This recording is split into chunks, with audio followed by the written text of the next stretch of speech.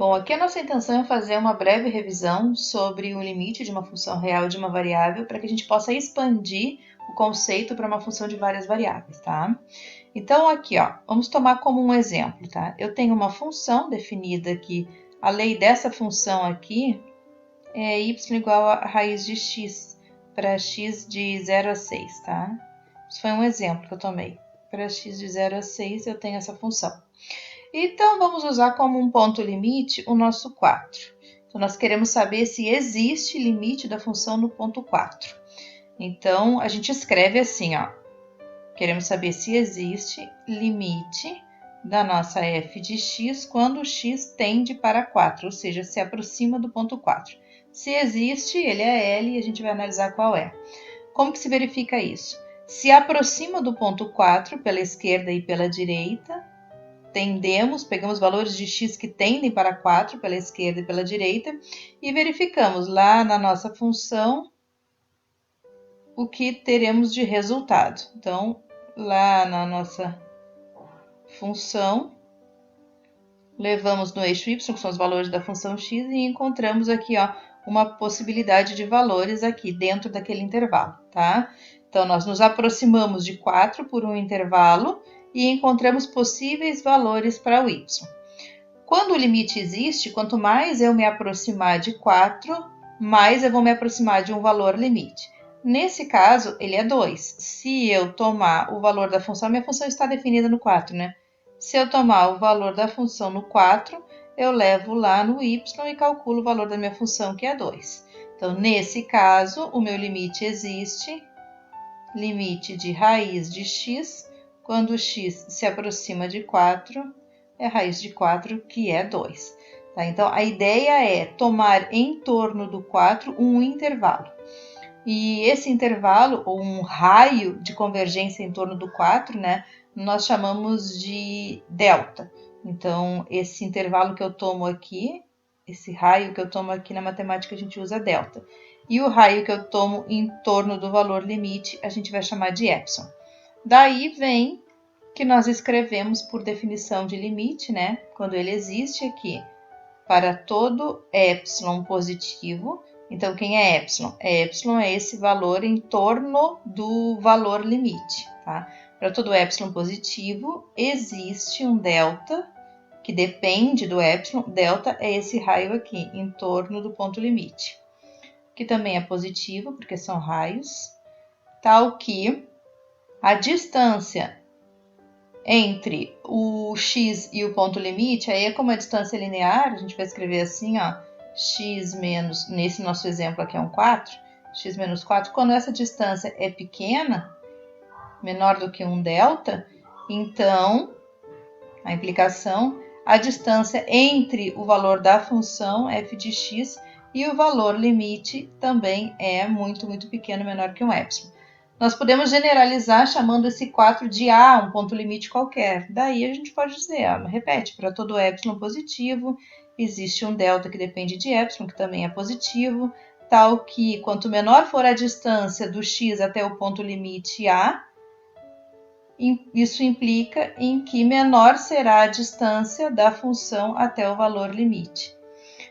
O valor limite é o que a gente está chamando de L, né? L é o valor do limite. E o A é o que nós estamos chamando de ponto limite. Então, eu estou analisando em torno do A, se existe o L, que é o valor limite. Então, quanto mais eu diminuo o meu delta, se existe o limite, mais eu vou diminuir o meu epsilon também. Isso que é importante a gente ter em mente, essa dependência aqui, ó. O epsilon e o delta são dependentes um do outro, de tal forma que se um vai para zero, isso implica que o outro vai para zero também. Se isso não acontecesse, então eu não teria limite. Se o meu delta dispara para zero e o meu epsilon vai para infinito, então é porque eu não tenho limite, tá? Então, nesse nosso exemplo aqui, eu posso dizer que o limite de raiz de x, quando x tende a 4, é igual a 2, e 2 é o meu valor limite. Tá certo isso? Então, isso é importante porque agora a gente vai expandir isso para uma função de duas variáveis. Então, agora, vamos ver o limite de uma função real de duas variáveis reais, tá? Primeiro, vamos definir uma função real de duas variáveis reais. Então, agora a gente vai definir uma função f, que sai do R2. Ela pode ter o domínio todo R2 ou subconjunto do R2, e que chega no conjunto dos números reais, tá? Nós utilizamos a z para definir a nossa função f de x e y. E vamos chamar agora, vamos seguir chamando então o limite quando existir de L, tá? E o ponto limite, o qual queremos verificar a existência do limite, o ponto limite, como eu estou trabalhando com uma função no R2, vou chamar o ponto limite de A, só que esse ponto limite A, ele é um par ordenado, tá bem? Então, ele é um x0, y0. Então, assim como nós definimos para uma função real de uma variável, vamos fazer para a função real de duas variáveis reais, tá? Para todo epsilon positivo, existe um delta que depende de epsilon, que é positivo também, tal que para todo ponto xy pertencente ao domínio da nossa função, quando a distância de um ponto qualquer do xy até o ponto limite for muito pequena, e aí distância no R2, né? Vou escrever aqui, ó, o que seria a distância de um ponto qualquer xy a um ponto fixo, x0, y0. Geometria analítica, né? Raiz quadrada de x menos x0 ao quadrado mais y menos y0 ao quadrado. Isso aqui é a fórmula da distância.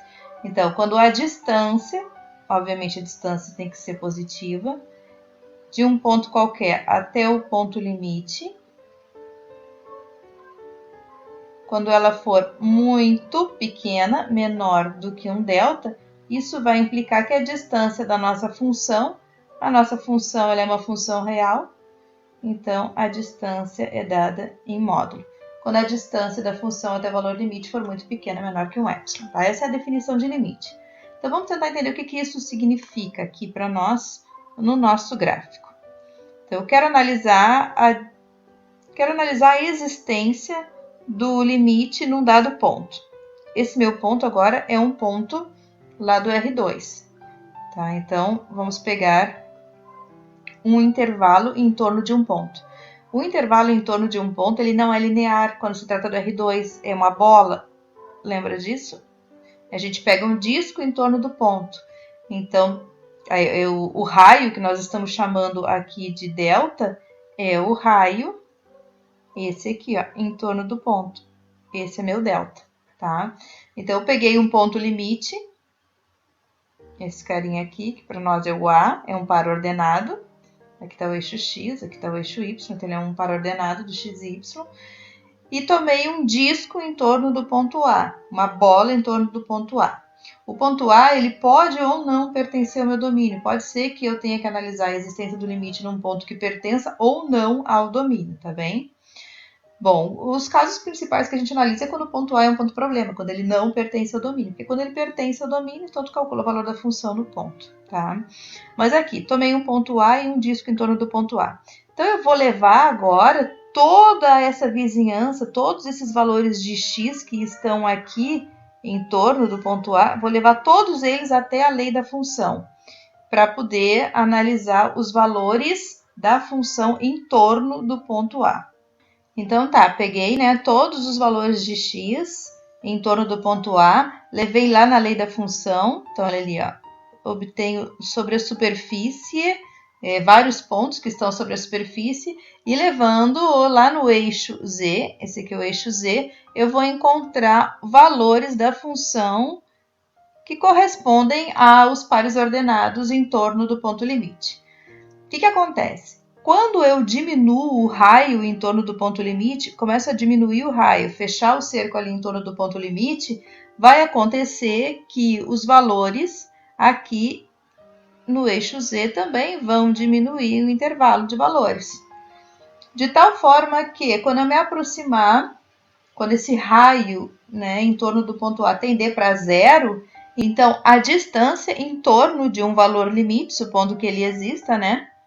Vamos supor que o valor limite existe e está aqui. Aqui está o valor limite.